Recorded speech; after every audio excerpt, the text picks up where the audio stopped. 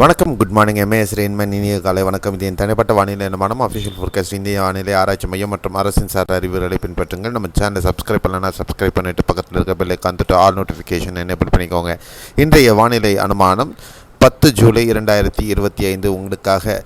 தொடர்ந்து இருக்கக்கூடிய அந்த குறைந்த காற்றழுத்த தாழ்வு பகுதி மேற்கு வங்க கங்கை பகுதிகளில் தொடர்ந்து நீடிக்கிறது. அதனுடைய மான்சூன் ஆக்சிஸ் தாழி அமைப்பு தென்மேற்கு பருவ அச்சாணியினுடைய தொடர்ச்சியானது மத்திய இந்திய பகுதிகள் டெல்லி ஊடாக குஜராத் ராஜஸ்தான் பகுதிகள் ஊடாக பயணிக்கிறது.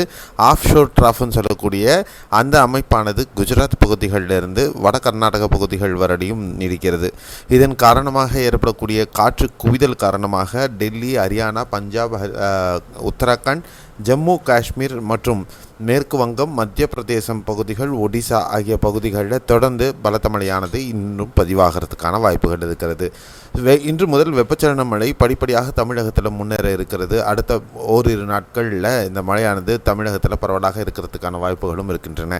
அவை எங்கே என்ன அப்படிங்கிறது பார்க்கலாம். அதே நேரத்தில் 12ஆம் தேதி 11ஆம் தேதியிலிருந்து 12, 13, 14, 15 ஆகிய தேதிகளிலையும் 20 முதல் 28, 29 தேதி வரலையும் தென்மேற்கு பருவமழை மிக தீவிரமாக இருக்கப் போகிறது. இதன் காரணமாக கேரளா, கர்நாடக பகுதிகள் மற்றும் மத்திய இந்திய பகுதிகளில் மீண்டும் பலத்த முதல் மிக பலத்த மழைக்கான வாய்ப்புகள் இருக்கிறது. கேரள பகுதிகள் இருக்கக்கூடிய மேற்கு தொடர்ச்சி மலை, கர்நாடகாவில் இருக்கக்கூடிய காவிரி நீர்பிடிப்பு பகுதிகள், மேற்கு தொடர்ச்சி மலைப்பகுதிகளில் மிக ஜாக்கிரதையுடன் இருக்க வேண்டிய காலமாக இது கருதப்படும்.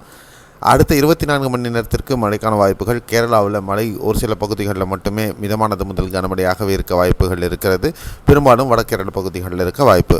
கர்நாடகாவில் காவிரி நீர்பிடிப்பு பகுதிகள், கரவலி கர்நாடகா மற்றும் ஷிமோகா, சிக்மகளூரு, உத்தரகன்னடா ஆகிய பகுதிகளில் ஒரு சில பகுதிகளில் லேசானது முதல் மிதமான மழை. கோவா மாநிலம் உள்பட, பெங்களூரு உள்பட மற்ற ஏனைய பகுதிகளில் மேகமூட்டத்துடன் லேசான மழைக்கான வாய்ப்பு.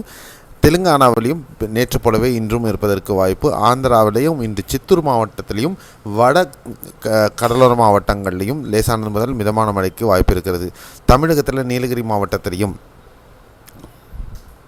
வேலூர், திருப்பத்தூர், திருவண்ணாமலை, விழுப்புரம் மற்றும் பெரம்பலூர் மாவட்டத்திலையும் திருச்சியின் கிழக்கு பகுதிகள் சில பகுதிகளிலையும் மிதமானது முதல் கனமழை வரலையும் பதிவாகிறதுக்கான வாய்ப்புகள் இருக்கிறது. இது மாலை இரவு நேரங்களில் இருக்க வாய்ப்பு இருக்கிறது. சென்னை, திருவள்ளூர், காஞ்சிபுரம், செங்கல்பட்டு, ராணிப்பேட்டை ஆகிய பகுதிகளில் லேசான மழை ஒரு சில பகுதிகளில் மட்டுமாக இருக்கக்கூடும்.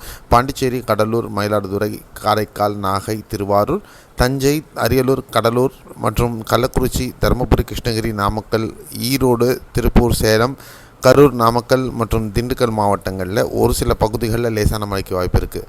தேனி, மதுரை, சிவகங்கை, ராமநாதபுரம், விருதுநகர், தென்காசி, தூத்துக்குடி மற்றும் கன்னியாகுமரி மாவட்டங்களில் ஒரு சில பகுதிகளில் லேசான மழைக்கான வாய்ப்புகளும் இருக்கக்கூடும்.